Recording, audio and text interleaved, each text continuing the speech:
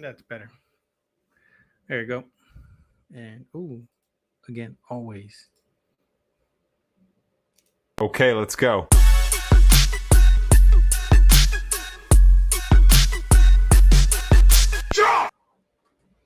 What's going on, everybody? We are gonna do two parts of this one, so I can split it up into multiple episodes for YouTube at least. Um, excuse me. Let me get a drink. So yeah, that's what we're gonna do today. As everyone knows, that whole Charlie Kirk thing. I'm not political. Y'all know this. I'm not political at all. It's it's a tragedy because someone died, but then he wasn't. He was his own individual. That's all I got to say about that. I got no real say about it. It's not my thing, so whatever.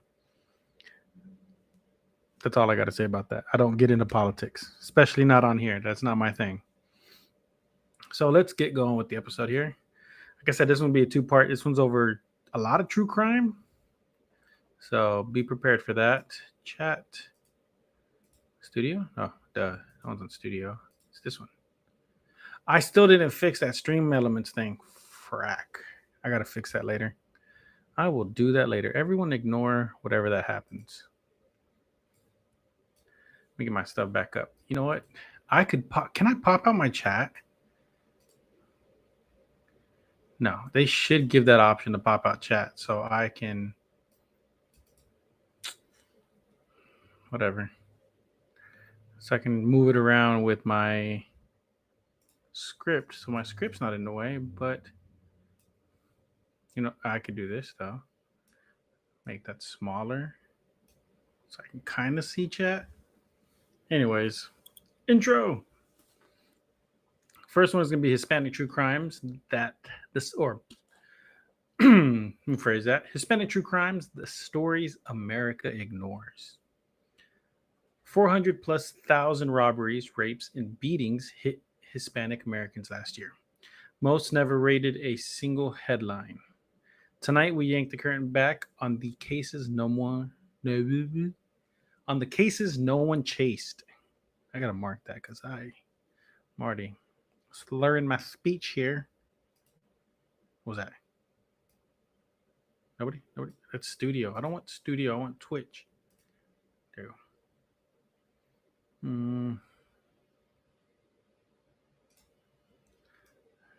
I guess I'll do it this way. Yeah, there you go. The Vanishing Point. 17-year-old Marisol Sanchez lived on TikTok dances, weekend shifts at a Houston taqueria, and the plan to become her family's first college grad. See, now I'm going to look stuff up too because I want to make sure all my info is correct because I do type these out, but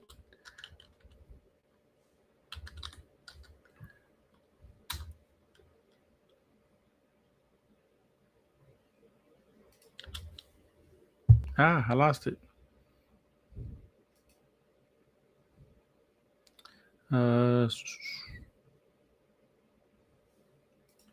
Okay.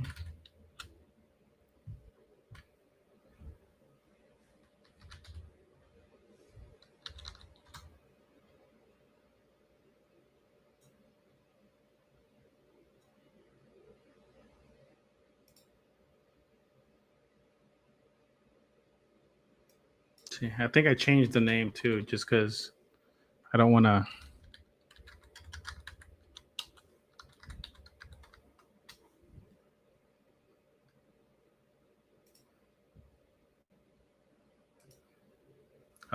My stuff's gonna freeze, isn't it?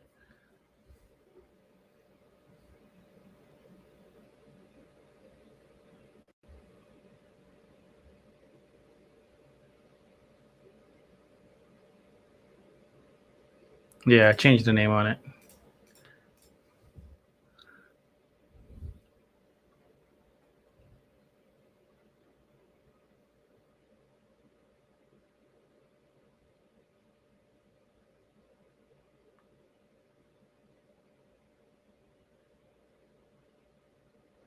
Yeah, I remember this story. I did change the names. What?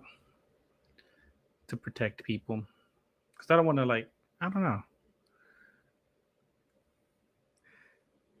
Hmm.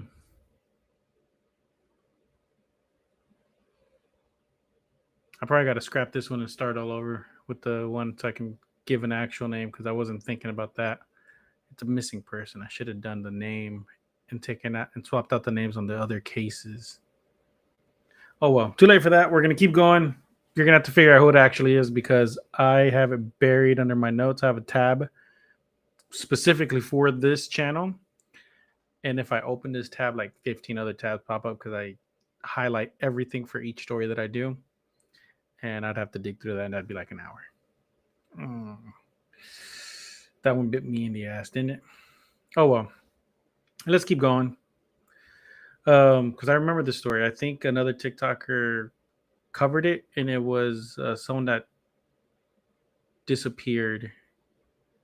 Anyways, I'll figure it out later, and I'll post all the correct information because, like I said, I'm dumb. Weekend shifts at a Houston taqueria, and the plan to become her family's first college graduate. August 2022, humid as a sauna. She clocks out at 9:12 p.m., waves to the cook, steps into the parking lot, and vanishes.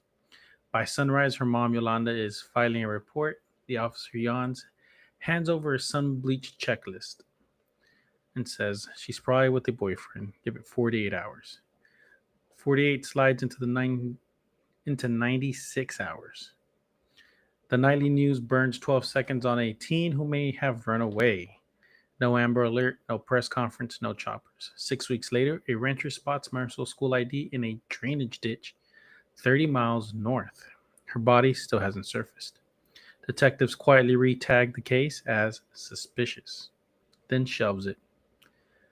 Yolanda keeps printing flyers begging for tips that never ring. The numbers we're not hearing zoom out from 2017 to 2021. Hispanics were robbed at 2.5 per thousand, higher than white Americans in a whisper below blacks. African Americans. Aggravated assault, same uphill line. Here's the kicker: only 3 in 10 U.S. departments log Hispanics as a standalone box. So the truth is uglier.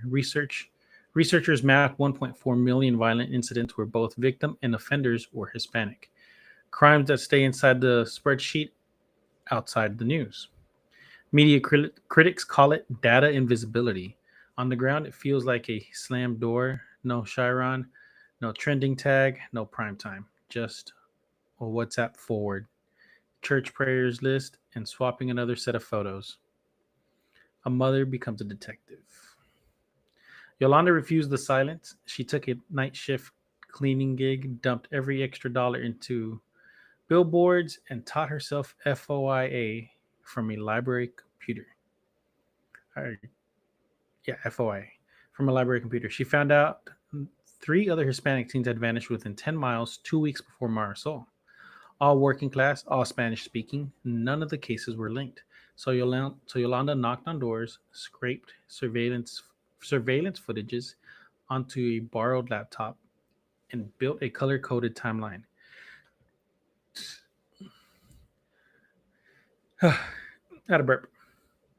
When she marched back to the station, the sergeant shrugged. Different precincts can't merge jurisdictions, which is a lie. They just didn't want to do it because there's a lot of that whole 48-hour thing isn't even real. It's just what they tell you to kind of like to ease your tension so they're not overwhelmed.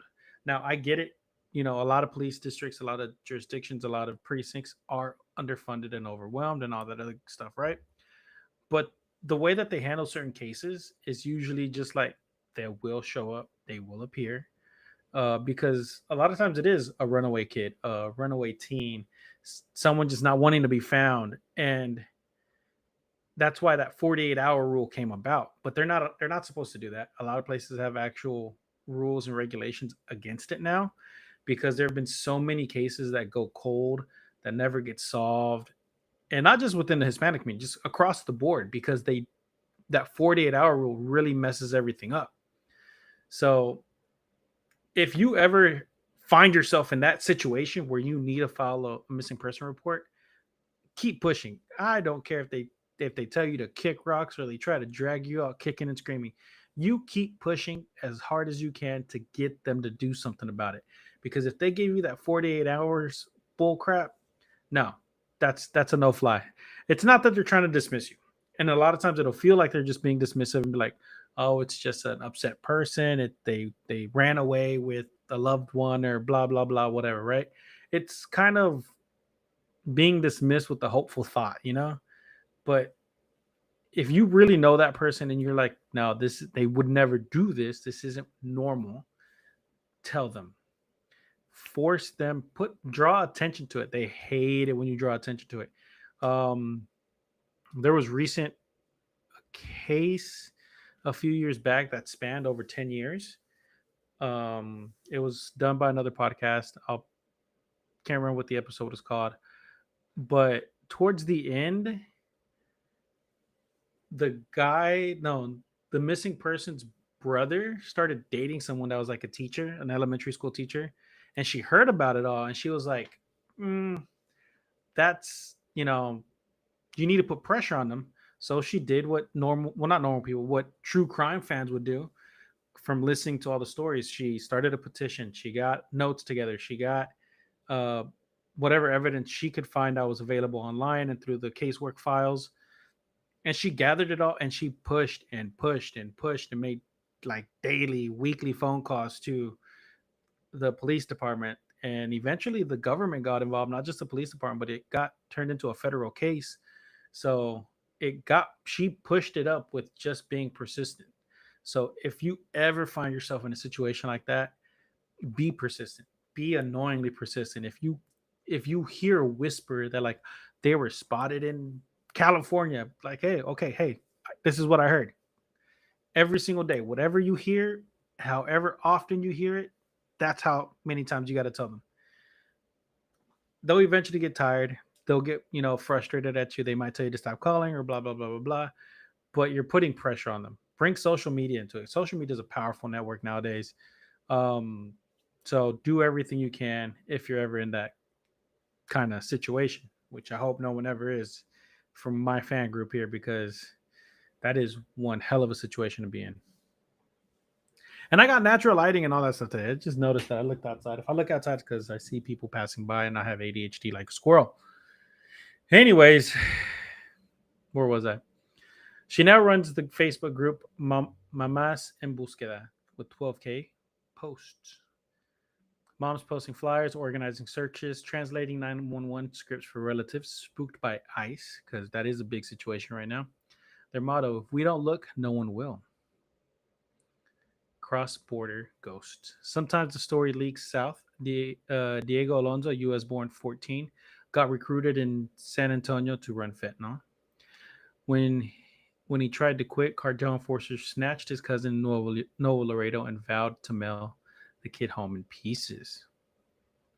Diego's mom called SAPD, San Antonio Police Department, and the FBI. We don't handle family disputes in Mexico, which sucks because it's an American citizen, so it's weird. They can get involved, but again, it's international, so kind of hands tied situation. 3 days later, Diego turned up in a Texas field with one shot to the back of the head. Case filed under cartel related, which quietly closes the folder because foreign narcos blur domestic duty. Like I said, it's international. They can't, their hands are technically tied.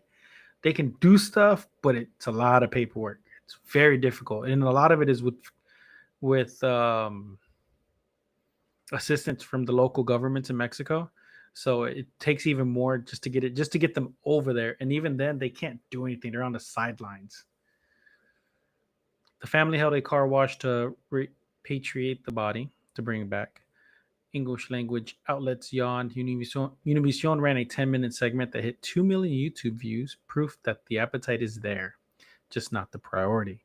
People will watch the content, but on the American side, there's nothing they can do, so it's not fed as much as it should be. Which is why I cover random things here, because guess what? This is what I do. I like I got to rephrase that. It's not that I like this kind of stuff, is that I love the stories. I like bringing attention to the things that people should know about and be aware of. which is why I cover, true crime, cartels, gang related incidents. And then I also do the paranormal stuff because I grew up watching the paranormal stuff, which is why I got this right here.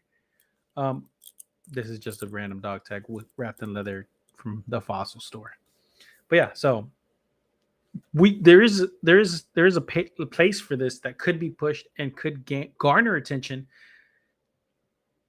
to help bring justice to a lot of these people that were wronged, and not just by the government, just wronged because it didn't get the attention it deserved.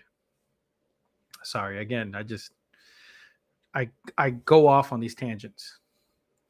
Wrong place, wrong time, wrong verdict.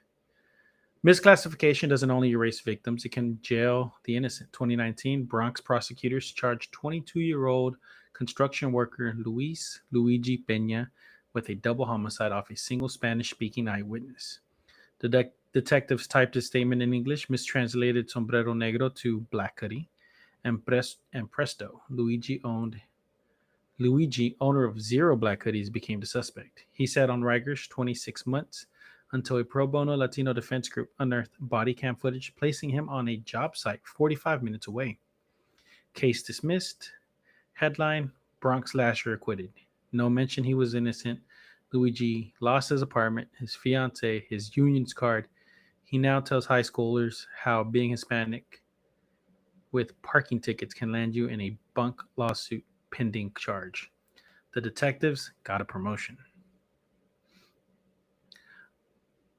Section 6. Oh man, we're running through this, aren't we? Why cameras don't roll. Why the sometimes I read and I speak too fast and it doesn't translate well. Gotta put things down. Pop my knuckles. Okay. Why the national blind spot? Journalism 101. Hispanic viewers split between Spanish and English, slicing ad revenue. Police unions track closure rates but don't break out victim ethnicity. So no department gains by chasing tough cases in barrios. Toss in language, fear, families terrified of deportation even when they're citizens. And you've got a perfect storm for silence. Missing blonde in the suburbs, push alert. Missing Latino in the barrio, crickets. Marisol search party carries flashlights and guts, but they can't swing national attention. First time hearing these names, hit subscribe, share the video. It's the only way some families will ever see their kids' faces in your feed. Got a local case we should dig into, or I should dig into, should I say? Drop it in the comments. I read every single one of them. I don't know why I always put we. It's like I'm working with a team. That's my teammate right there, the Coco Mora. And Dia de los Muertos. The little calaverita right there. That's my teammate. And Edgar Allan Poe. And a Dr. Pepper can. That's what I mean by we. And the TV. But I do read all the comments. I try to respond to every single one of them too. Turning pain into policy. Hope grows and cracks after Miriam Rodriguez of San Fernando, Tamaulipas, hunted down her daughter's killers, cartel members by cartel members. That's the one where it was one by one. That one, side tangent. This one actually turned into two different cases that I think I covered one of them and I wanted to cover the other one, but I just didn't. Because one of them, she was shot and killed at her home, and she hunted down all the cartel members involved. And then there was another woman who the exact same thing. She went after the cartel hard and went after them one by one, and she was killed in public at a square at a plaza. And someone mentioned that in the comment section on the YouTube video, and they were like, "No, you're wrong. It's from blah blah blah blah blah blah blah." And I was like, "Oh, I'm sorry. If I'm wrong, I'll correct myself. I don't mind. If I'm wrong, I'm wrong. I've got the wrong ending." And I Googled it real quick, and then I did my couple of research, pulled up like 6 different story headlines, and I started reading. And I was like, "It's the exact same case, 2 different women." So I was wrong and right, but I was right on the video that I made, and that person was wrong. So just had to say that. You know what I mean? But yeah, so sorry about that. It triggered memory, whatever. Okay, back to what I was doing. She shoved Mexico into creating a special prosecutor for the missing. They murdered her for it, but her legacy sprouted grassroots groups in Texas and California. Colorado just passed Marsol's law, forcing cops to take missing person reports instantly, no matter the language of immigrant or immigration status. See, there are laws in place that they can't do that 48 hours crap. So if they tell you that, it's not. I don't. If I'm not mistaken, it's not law. It's just that that's kind of their recommendation. Be like, okay, just wait 48 hours. You know, they might come back home. They probably just blowing off some steam. So if they tell you this, push, push, push. Sorry, just gotta. State reps note Hispanic women stay missing 40% longer statewide. Activists want a federal version plus money for bilingual detectives and community liaisons. Until then, moms like Yolanda trade shifts so somebody's always answering the zip line taped above the stove. Current administration, you know that ain't going to be federally funded. Just saying. Trying to stay out of political. I'm trying. The cost of counting. Let's talk money. When violent crime slams a community already juggling higher interest, lower wages, and scarce health care, the ripple is brutal. Marisol's little brother sees a school counselor once a month. District can't afford weekly. Dad missed so many ditch/search shifts he got laid off. The family car was repoed last spring. Multiply by thousands of unreported cases, and you're staring at a multi-billion-dollar sinkhole of lost wages, unpaid medical bills, trauma GDP calculators never notice. Yet a 2023 Department of Justice survey found only 3% of victims are compensated for flyers that are printed in Spanish. The check bounces in two languages.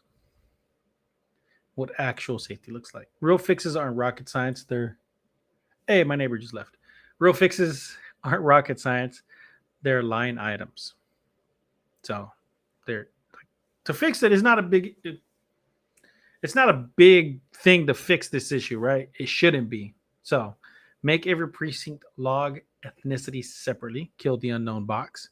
Pay for community liaisons who speak Spanish, mixtec, quiche, whatever the block needs. So in other words, for the different areas. So I live in Texas. I live in Dallas. I live in Arlington. So this is primarily a Hispanic community, but since it's down the street from a college, there's Indian, there's Polynesians, there's everything. There is everything because I'm down the street from the college. So what this would need would be somebody who speaks at least a minimum of 3 to 4 different languages as a liaison, someone who speaks Spanish, someone that most likely speaks Indian, and then someone who speaks French. Now, to me personally, those are the big three when it comes to international languages, because Spanish and French both share a lot of Latin. So you could theoretically take someone who knows at least those two languages and piece together roughly anything else that's going on. And in a large quantity of languages, my watch is going off. And a large quantity of different languages, you could piece it all together so you can be like, hey, this is what's going on to the best of our knowledge, and it would help. Require big outlets to air a quarterly quota of unsolved minority cases. Think old school FCC educational mandates. Give tax breaks to tech firms that build rapid DNA databases open to bilingual advocates. Teach teens how to call tip lines without ICE panic. Half the silence is terror by proxy. So, especially right now with everything going on, I feel like the cases of people missing, the cases of crime against the Hispanic community, and not just the Hispanic community, just the brown skinned community in general, is going to go horribly wrong. So we need to be able to at least call the police, right? And without fear of being raided. Now, I'm a U.S. citizen, born and raised in Texas. Never been outside of Texas. Well, I can't say that because I've been to Mexico a few times to visit family, but I've never been like international. I've barely been to Oklahoma. So, all that in mind, I know that there's still a possibility that I could be stopped for anything, right? Because I'm Hispanic. My I look when I cut my hair really short, I look Nepalese. As it grows, I go from Nepalese to Indian to Mexican to whatever this is now. And up until now, I never really thought about getting pulled over by ICE or anything like that. But after all this stuff started happening, now that I'm like, could that happen to me? It hasn't yet. And I say yeah because you don't know what's going to happen in the future. But still, it's happened to one of my friends, and he's a trucker. He travels from Mexico, Texas, Colorado, Seattle. Like he goes all over the country, and like I said, Mexico as a trucker, and he has been stopped by ICE. So it is one of those things that every person fears. And if you were to look at him, you would think he is European because he is completely light skinned, red hair, like different colored eyes, not brown like mine, but he doesn't look Hispanic, but he has been stopped by ICE because he speaks Spanish. But he has like the most Mexican name ever. He has both his parents' last name, like traditional Mexican name. So, anyways, back to what we were doing because I keep getting sidetracked. A final plea. Marcel's quinceañera photo still hangs in Yolanda's living room, colors fading faster than the echo of her laugh. Tonight you learned her name, the stats, the price of looking away. Tomorrow you might pass a utility pole stapled with a smiling face you can't read. Spanish, English, doesn't matter. Type the number into Google Translate and dial because the stories America ignores are the ones that define us when the cameras are off. Send this video to a friend who thinks true crime ends with Netflix. Let's flip stats into faces, files into action, silence into the loudest megaphone we can build. Subscribe, share, and remember, justice shouldn't hinge on language or zip codes.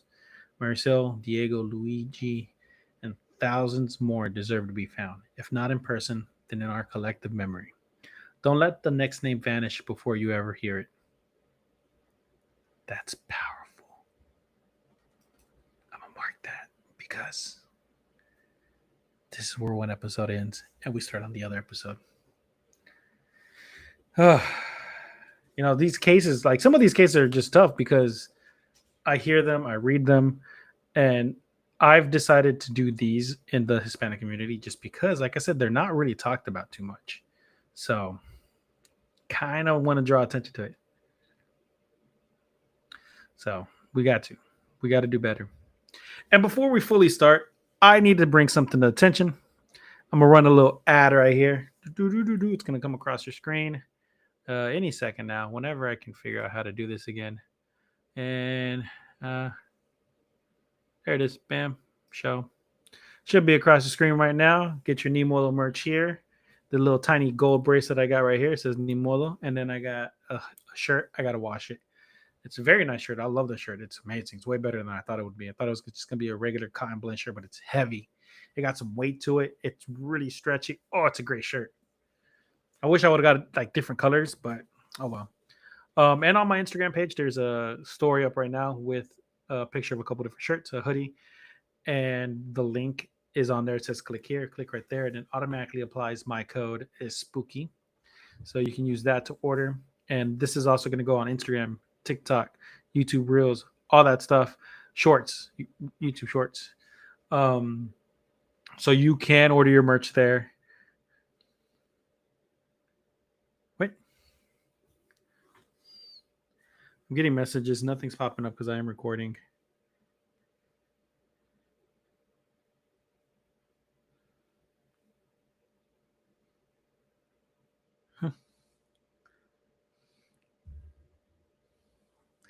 I got a message. Sorry, I had to answer that real quick.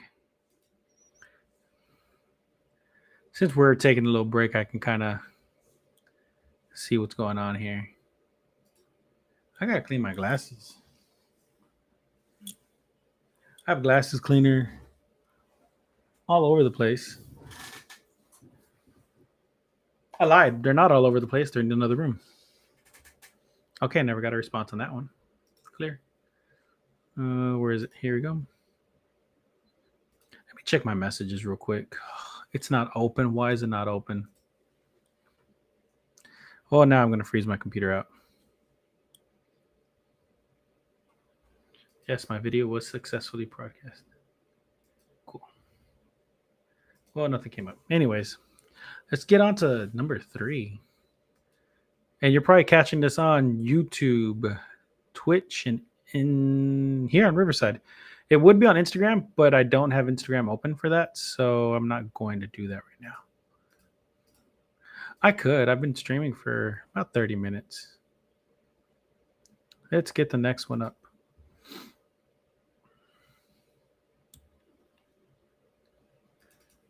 I won't get rid of that.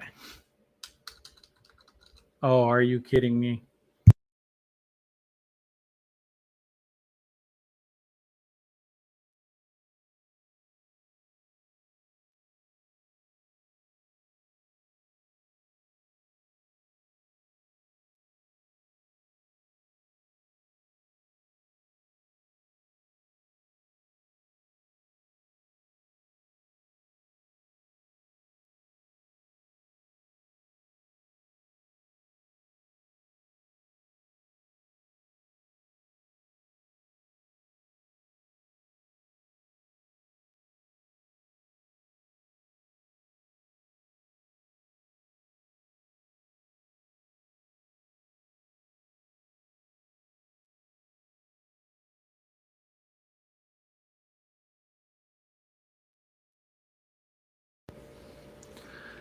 Okay, sorry about that. I am back. Let's finish this off. Mark this space because this is where we begin the new episode. I should do the intro again so I can break it up. Okay, let's go.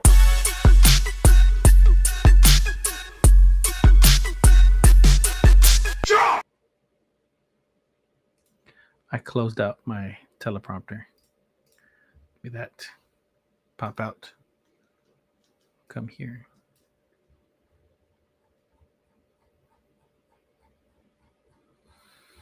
Bear with me because I got to go all the way back down. Do.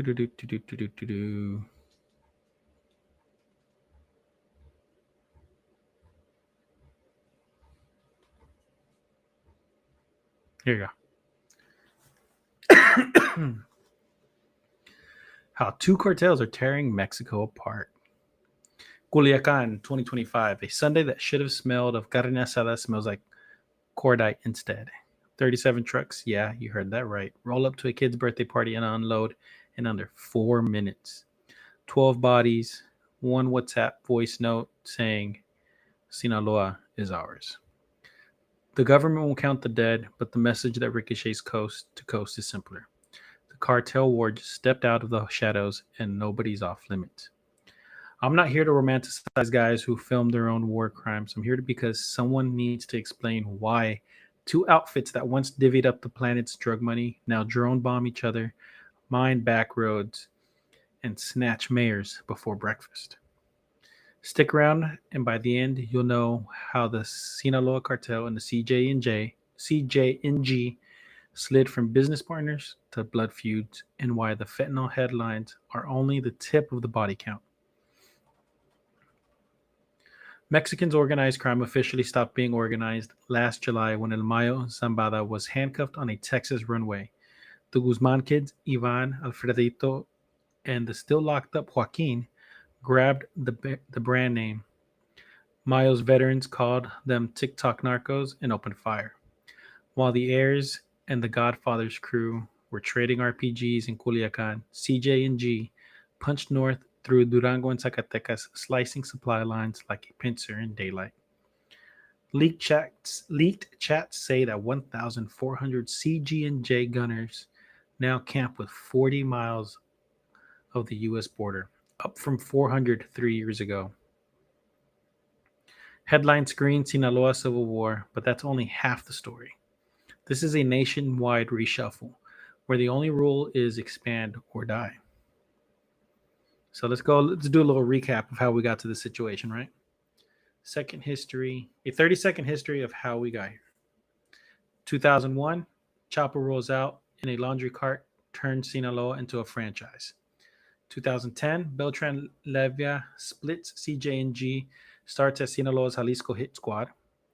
Chapo recaptured by the recaptured the Federation wobbles. 2017, CJ&G shops for AA guns. DA calls them best armed cartel ever. 2021, Chapo lands in a life sentence in Colorado. His sons become the logo. 2024, Mayo boards a plane thinking he's brokering peace. U.S. Marshals do the greeting. 2025, the peace papers he carried now light cook fires in the Sierra. Every time the top guy vanishes, the next tier settles accounts with Kalishnikovs. Let's meet the new players in the game. Los Chapitos, average age 38, give or take. Superpower, branding pastel fentanyl pills as 2C 2.0 and bankrolling their own trap label.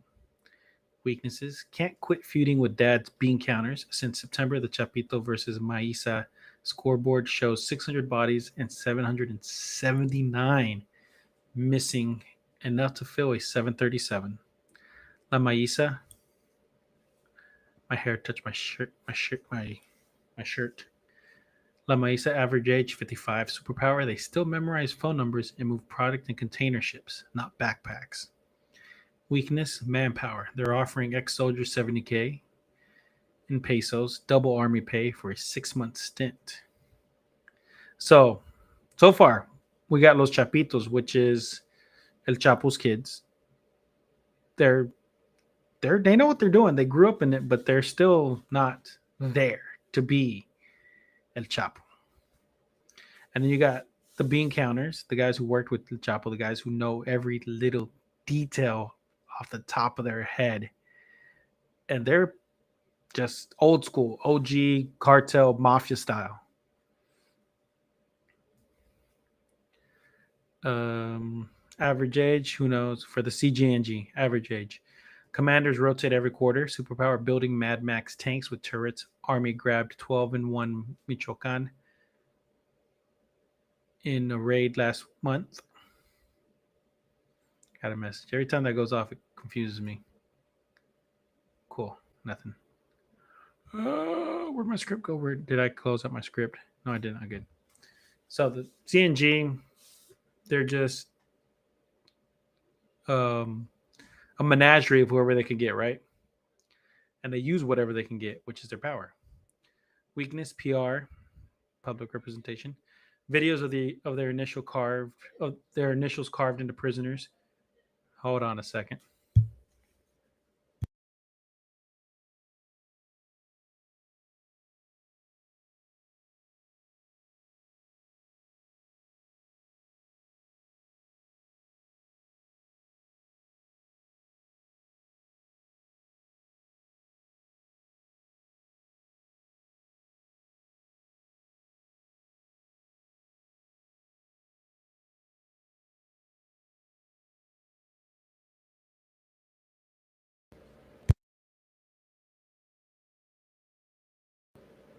Okay, back to what I was saying.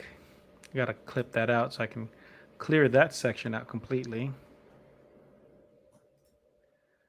PR videos, public representation. So in other words, they are the most feared. Videos of their initials carved into prisoners keep even pro-cartel TikTokers quiet, which I'm not one of them. I'm not pro or against them. I'm just in the middle. I see all this stuff. I don't get involved with any of that. Again, politics. I don't do politics. The new weapon.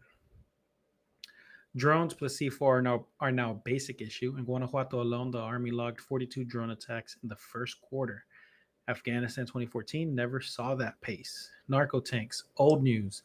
The 2025 Flex is 3D printed treads cranked out in Tijuana workshops faster than Ford stamps F-150s.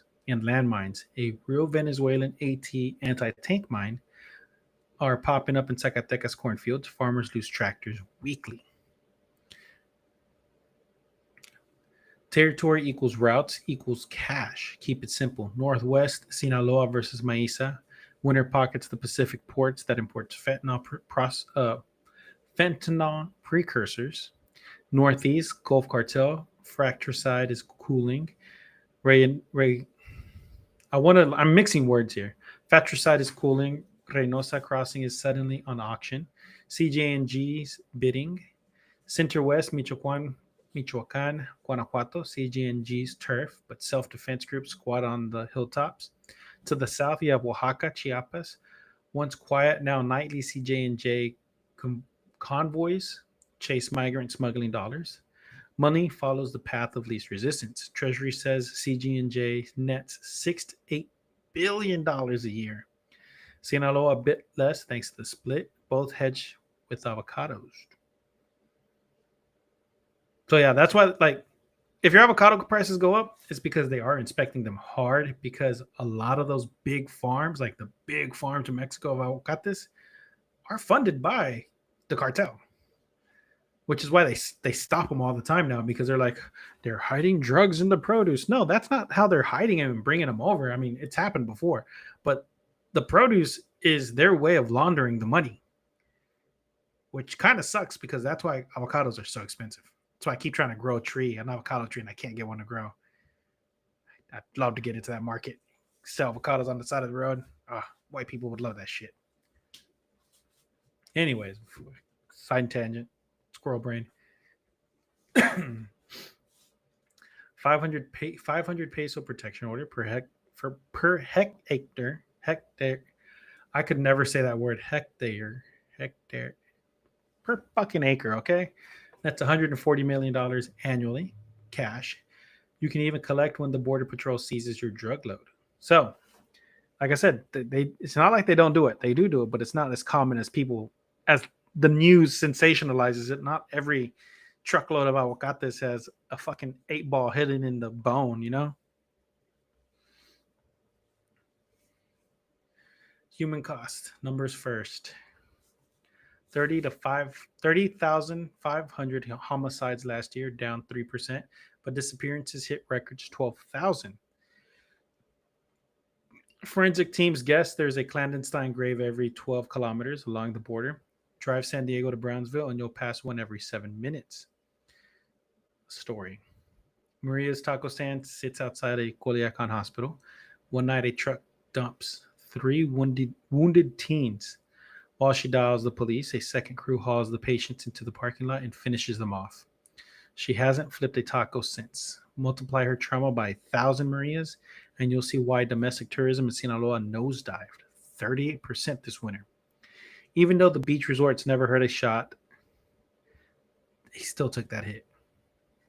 Section 7. Ooh, man. I'm saying that because I'm marking it off in my head where I'm going to cut the next clip. Government response or the lack thereof. President Scheinbach's playbook is abrazos, no balazos 2.0. Hugs, not bullets, plus drones.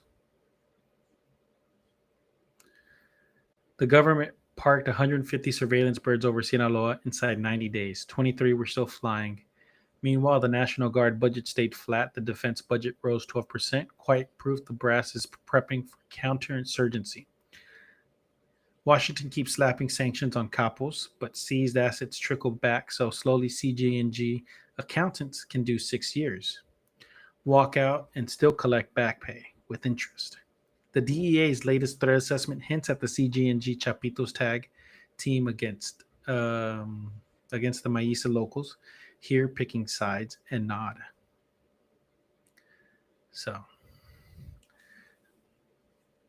even there's nothing you can do to stop it.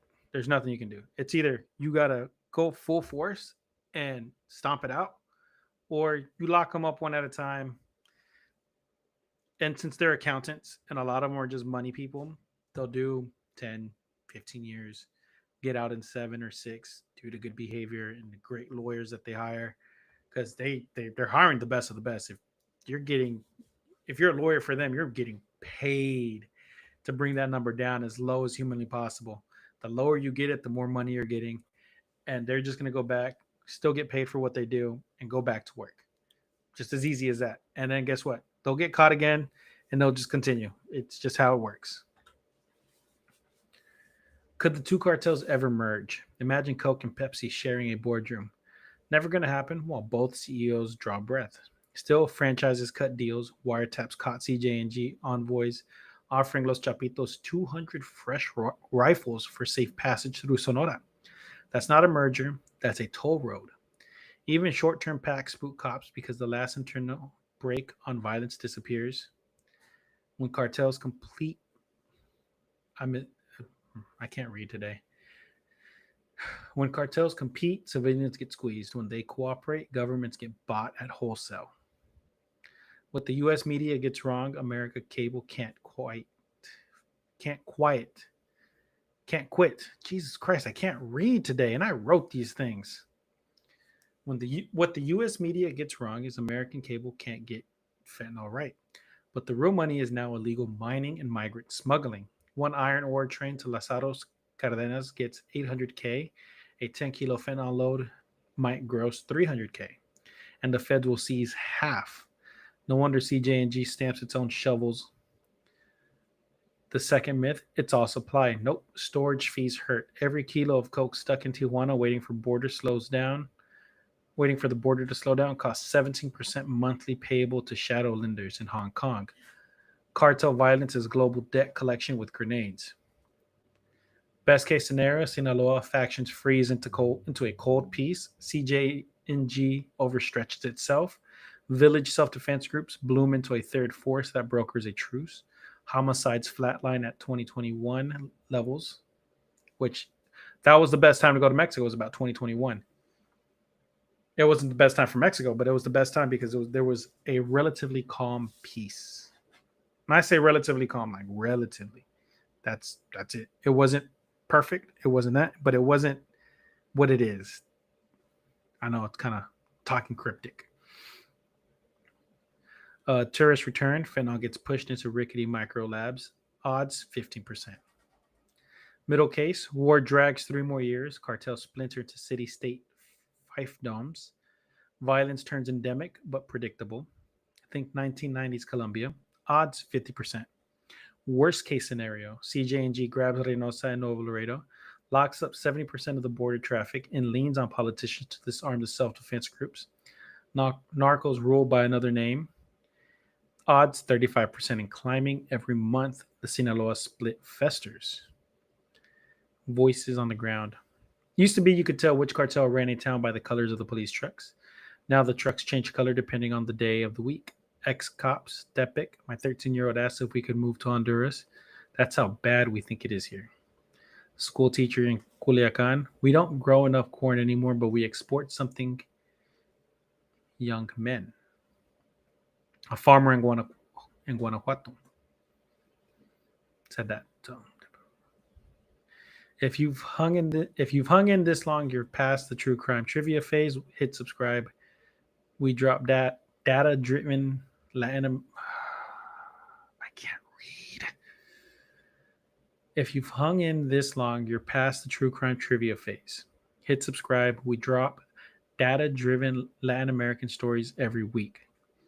Tap the screen playlist for our breakdown of how CJ&G trains recruits in 45 days flat, which I'll do an episode on that one. These are talking future episodes. Spanish speakers flip on the captions. And I do plan on doing some episodes in Spanish, but reading in Spanish is a lot more difficult for me. I can read it, write it. But when I read, as you could tell, even in English, as I read, because I write my scripts out, my brain can't process fast enough for me to read with the proper efficiency because it just jumbles itself up. Imagine Spanish. This will be like a 2-hour episode that only should be like 30 minutes. Half our sources speak it, and we translate so you don't have to trust Google Robot. So I do translate it all for y'all. So how are 2 cartels ripping Mexico apart? By turning family succession into a national land grab, by swapping spreadsheets for roadside bombs, and by betting that a headline-grabbing massacre will exhaust any government before the next news cycle.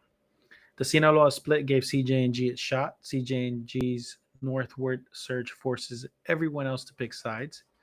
Every side now owns enough explosives to vaporize a mayor with one text.